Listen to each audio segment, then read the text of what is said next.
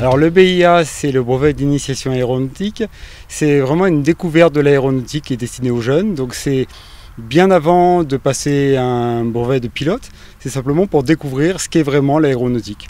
Donc ça recouvre toutes les disciplines de l'aéronautique, c'est-à-dire qu'il y a de la météo, de l'aérodynamique, de l'histoire, de la connaissance des avions.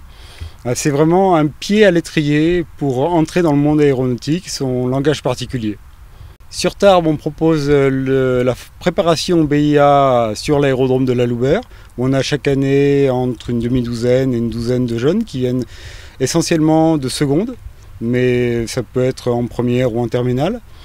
Et on a aussi des préparations qui se font dans certains établissements scolaires, comme le lycée Jean Dupuy ou le lycée Jeanne d'Arc, qui ont respectivement une quinzaine et une demi-douzaine de jeunes qui sont préparés chaque année au BIA. Le BIA, c'est d'abord des cours, puisqu'il faut découvrir ce qu'est vraiment l'aéronautique.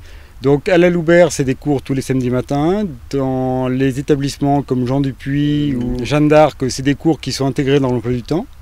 Ensuite, il y a une partie de vol. Donc on se retrouve dans cette configuration. Je suis à cette place, j'ai un élève à côté et on part mettre en application des parties du cours. Donc par exemple, on fait un premier vol qui est de découverte de la maniabilité de l'avion, la stabilité de l'avion, les commandes, les effets primaires, secondaires. Et donc les jeunes sont aux commandes pour mettre en pratique ce qu'on a pu voir en cours. Ensuite, ils font un vol en planeur, puisque c'est vraiment très complémentaire par rapport à ce qu'on fait en avion. Et après le BIA, on fait un vol de navigation où on met encore en pratique ce qu'on a pu voir en cours sur la façon de se déplacer dans un environnement aérien. Donc on décolle de la Loubert, on va se poser à Auch et on essaye de ne pas se perdre. La partie cours est gratuite, elle est assurée par des bénévoles à l'aéroclub ou par des... moi je suis un ancien professeur du lycée Jean Dupuy, donc j'enseigne dans ce cadre-là.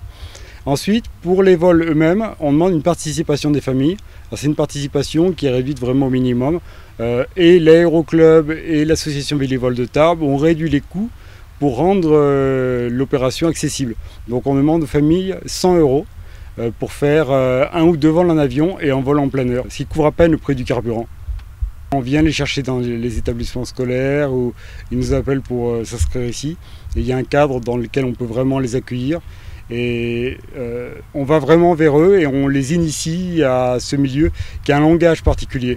On utilise des notions de maths, de physique, mais on essaie surtout de partager notre passion aéronautique et ça les aide justement à donner du sens aux maths et à la physique qu'ils peuvent faire en cours sans toujours savoir à quoi ça sert.